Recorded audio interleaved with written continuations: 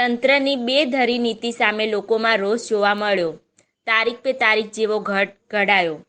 ભાભરમાં કાચા દબાણો દુકાનો શેડ એટલો હટવાયા કે પાકા દબાણોને દૂર કરવા બાંયધરી પત્રક લઈને ના હટવતા તંત્ર સામે ભેદભાવની નીતિના આક્ષેપો. 18 મીટરમાં આવતા દબાણો ઉપર બુલડોઝરે ફરી વળ્યું. 24 મીટરમાં આવતા પાકા દબાણકારોને 4 દિવસની મુદત આપતા લોકોમાં રોષ.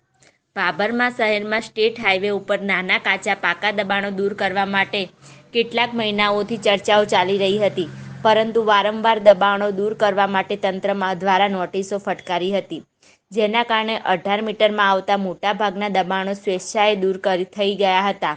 ભાભરમાં દબાણ હટાવ ઝુંબેશ ક્યારે આવશે તેવી ચર્ચાઓના શુક્રવારે દબાણો હટાવવામાં તંત્ર કામે લાગતા અંત આવ્યો હતો.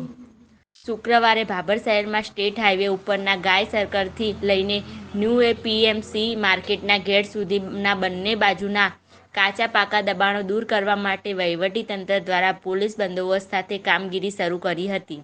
રોડની મધ્યમથી 18 મીટર અને 24 મીટર દબાણો માપવામાં આવેલા હતા. 18 મીટર દબાણો મોટે ભાગે સ્વેચ્છાએ દૂર થઈ ગયા હતા. 24 મીટરમાં આવતા દબાણોને વહીવટીતંત્ર દ્વારા માત્ર ઓટલાઓને તેમજ દુકાનના શેડના દબાણો તોડી પાડ્યા હતા, જ્યારે 24 મીટરમાં આવતા પાકા દબાણો ઉપર વહીવટીતંત્રએ રહેમ નજર રાખીને નોટિસ આપી એક મોકો આપ્યો હતો કે દિન 4માં દૂર કરવા બાંયધરી આપી હતી. પત્ર લેવામાં આવ્યું હતું અને દબાણકારો પાસેથી બાંહેધરી લીધી હતી, જેના કારણે 18 મીટરમાં આવતા દબાણો દૂર કરી રોજગારી મેળવતા નાના ધંધાદારીઓના તંત્રની ભેદભાવ નીતિ સામે આક્રોશ ફેલાયો હતો.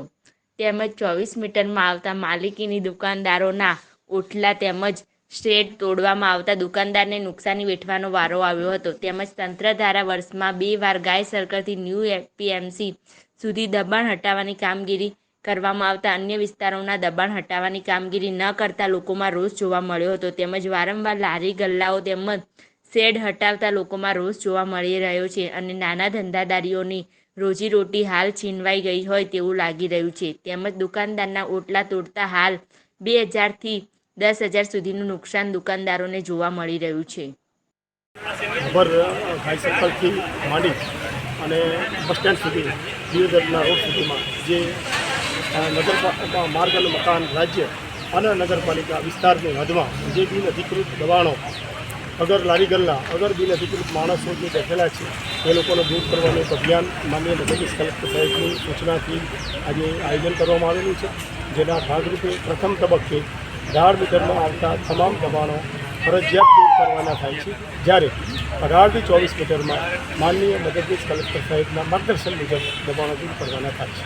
સાહેબ, જે આ લારી ગલ્લા હટાવવાના છે તો એમના માટે બીજી કોઈ વ્યવસ્થા કરવામાં આવેલી છે? હા, આ ટેમ્પરરી જે માણસો છે, લારી ગલ્લાવાળા હોય, ફેરિયાઓ હોય, ખંડરાજીના માણસો હોય, એના માટે નગરપાલિકાના કાર્ય વિસ્તારમાં જે મકાનો બિલ્ડિંગો બનાવેલા છે ત્યાં જે ઓટલા બજાર છે ત્યાં શિફ્ટિંગ કરવાનું આયોજન છે. કેટલા સમયમાં રોડની કામગીરી શરૂ કરવામાં આવે? રોડનું મારી જાણકારી મુજબ હમણાં જ મેં એના જે એસઓજીની ચર્ચા કરી તો એમનું એવું કહેવું છે કે આનું રીટેન્ડરિંગની કામગીરી ચાલુમાં છે. ટેન્ડર હજી સેન્કશન થયું નથી, રીટેન્ડરિંગ સેન્કશન થઈ જશે એટલે તરત જ આનું કામ હાથ ઉપર લેવાનું છે. સાહેબ, 18 થી 24માં કોઈ સરકારી સંસ્થાઓના દબાણો આવતા હશે તો એમના પર શું કરે? એ જરાક સાહેબ એમની રીતે નિર્ણય કરશે. અમારા માનનીય મદદનીશ કલેક્ટર સાહેબ જરા પ્રશ્નો ઉપસ્થિત થશે તો સર એનો નિર્ણય કરશે.